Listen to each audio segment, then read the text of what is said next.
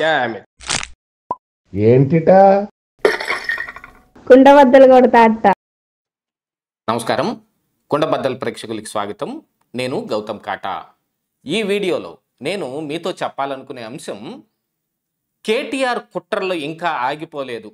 మహాన్యూస్పై దాడి అంశం నిన్న తెరమరుగు కాకముందే మళ్ళీ ఈ రోజున బీఆర్ఎస్ పార్టీకి సంబంధించిన నాయకుడు జగదీష్ రెడ్డి మీడియా ముందుకొచ్చి, మేము ఇంకా దాడులు చేస్తాం, మహాన్యూస్ పైన మేము చేసింది దాడి కాదు, అది కేవలం నిరసన మాత్రమే, మా నిరసన ఇలాగనే ఉంటుంది, మేము దాడి చేస్తే మరొక రకంగా ఉంటుందని వార్నింగ్ ఇస్తూ మరొక 3 ఛానల్స్ పైన కూడా ఇదే ప్లాన్ చేస్తున్నాం అనే విషయాన్ని కుండ బద్దలు కొట్టినట్టు చెప్పాడు.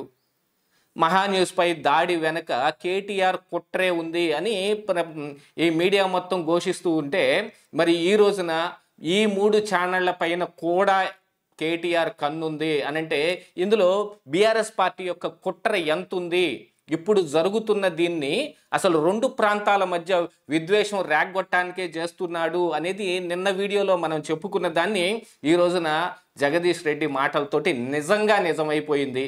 అందులో ఆయన నోటి దురుసు కానీ, వాళ్ళ భాష కానీ, ఇంకా చంద్రబాబు నాయుడు మీద పడి ఏడవటం కానీ, ఎల్లో మీడియా వీటన్నిటినీ కూడా బద్దలు కొట్టేస్తాం, ఇవన్నీ మీడియా హౌసులు కాదు, స్లాటర్ హౌసులు, కేసీఆర్ని కేటీఆర్ని నాశనం చేయడానికే ఇవన్నీ ఉన్నాయి, వాటన్నిటి అంతు చూస్తామని ఎందుకు చెబుతూ ఉన్నాడు?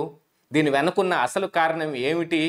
నిజంగానే ఇప్పుడు కేటీఆర్ ఈ టెలిఫోన్ ట్యాంపరింగ్ అంశంలో అరెస్ట్ అయ్యి జైలుకి వెళ్ళే అవకాశం ఉందా, లేదా అసలు బీఆర్ఎస్ పార్టీ సమూలంగా నాశనం అయిపోయే అవకాశం ఉందా అనేది పూర్తిగా ఈ వీడియోలో నేను మీకు వివరించే ప్రయత్నం చేస్తాను. వీడియో నచ్చితే కనుక ఖచ్చితంగా లైక్ చేయండి, ఇంకా 10 మందికి షేర్ చేయండి.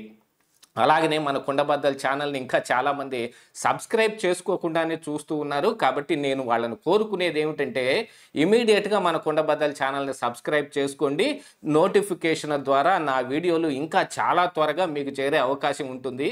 So please subscribe Kundabaddal channel.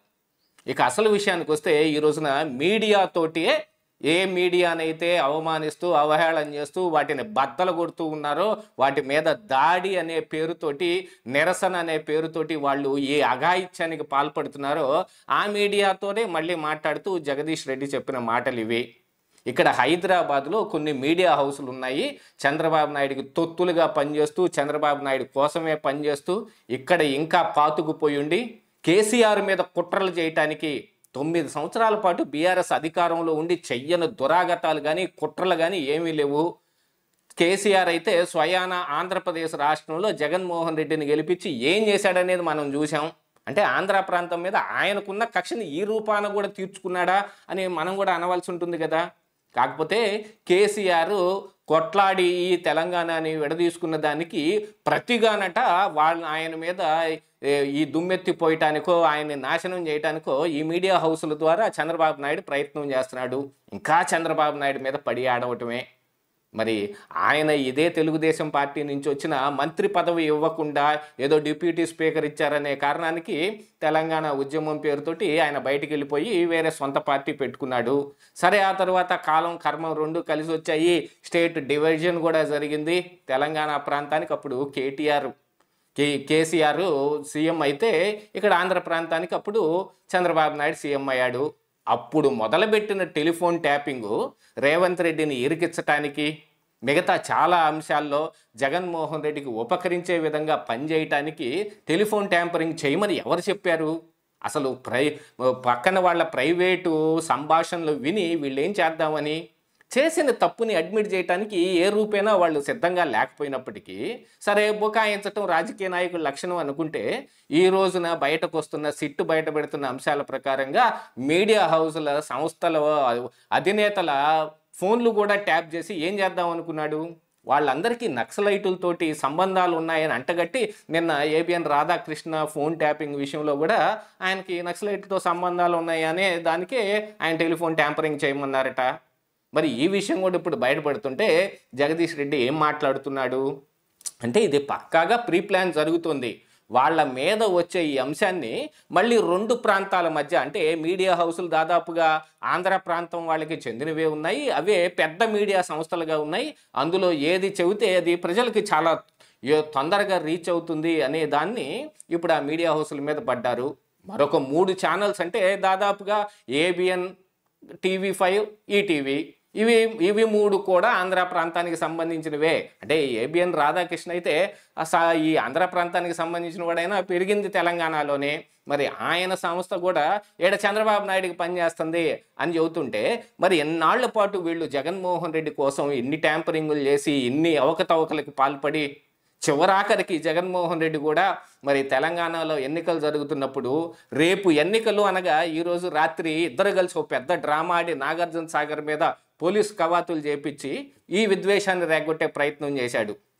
దాంతోపాటుగా ఈ జగదీష్ రెడ్డి కూడా నోటు అదుపు లేకుండా, ఎవర్రా మీరంతా ఇక్కడేం చేస్తున్నారా అంటే, ఎక్కడుండి ఏం తిండి తింటున్నారా అంటే, ఈయన ఇప్పుడు జగదీష్ రెడ్డి వీళ్ళందరికీ తిండి పెడుతున్నాడా, లేకపోతే వీళ్ళందరికీ ఏమన్నా డబ్బులు ఇచ్చి పోషిస్తున్నాడా? కనీసం ఆంధ్రజ్యోతి నిన్న ఎండి రాధాకృష్ణ చెప్పిన దాని ప్రకారంగా వాళ్ళకి ఓ పేపర్లో ఒక్క గవర్నమెంట్ యాడ్ కూడా ఇవ్వకుండా చేయవలసిన దురాఘాతాలు మొత్తం చేసి నోటి దురుసుని బాగా చూపించుకున్న తరువాత ఈ రోజున వచ్చి ఈ మాటలు మాట్లాడుతున్నారు. అక్కడ అధికారంలో రేవంత్ రెడ్డి ఉన్నాడు, ఇక్కడ అధికారంలో చంద్రబాబు నాయుడు ఉన్నాడు. చంద్రబాబు నాయుడికి తొత్తులుగా పనిచేసే వాళ్ళు అధికారంలోకి వచ్చి ఈ రోజున ఈ ఆట ఆడుతుంటే మేము చూస్తూ ఊరుకుంటామంటే, 9 సంవత్సరాలు మీరు ఆడిన ఆటని ప్రజలు కూడా చూస్తూ ఊరుకోలేకనే కదా మిమ్మల్ని పక్కన కూర్చోబెట్టింది. ఆ తరువాత మీరు చేసిన దురాఘాతాలు మొత్తాన్ని బయటకు తీస్తుంటే ఒక్కొక్క అంశంలోనూ మీరు ఏ రకంగా ఇరుక్కుపోతున్నారో కనపడతా ఉంది. చివరాఖరికి సొంత చెల్లి, భార్య టెలిఫోన్లు కూడా ట్యాపింగ్ చేశారనేది ఇక్కడ బయటకు తెలుస్తూ ఉంది. మరి కవిత ఈ రోజు వరకు మా అన్నయ్య నా టెలిఫోన్ ఎందుకు ట్యాప్ చేస్తాడని ఎందుకు చెప్పలేకపోతుంది? మా అన్నయ్య ఇలా చేశాడంటే నేను నమ్మలేను అని కవిత ఎందుకు చెప్పలేకపోతుంది? మీ పార్టీ నాయకురాలుగా ఉండి, మీ కేసీఆర్కి కూతురుగా ఉండి కవితే చెప్పండి, ఇక మరొకళ్ళ మీద పడి ఏడుపెందుకు? మీకు చేయవలసిన పనులు మొత్తం చేసేశారు. ఈ రోజున అధికారం పోగొట్టుకుని ఇప్పుడు జైళ్ళు పాలవుతామేమోనని ఒక భయంతో అటు బీజేపీ పార్టీకి దగ్గరయ్యే ప్రయత్నాలు చేస్తే కవిత ఆ విషయాన్ని కూడా బయటపెట్టింది. వీళ్ళు బీజేపీ పార్టీలో బీఆర్ఎస్ పార్టీని విలీనం చేయడానికి కేటీఆర్ ప్రయత్నం చేస్తున్నాడు, ఆయన తప్పించుకోవడానికి ఇన్ని రకాలుగా ఎత్తులు వేస్తున్నాడు, నన్నైతే గాలి కొదిలేశాడు, నేను అరెస్ట్ అయ్యి మరి ఢిల్లీలో ఆ జైల్లో నేను ఎన్ని నెలలు మగ్గాల్సి వచ్చింది.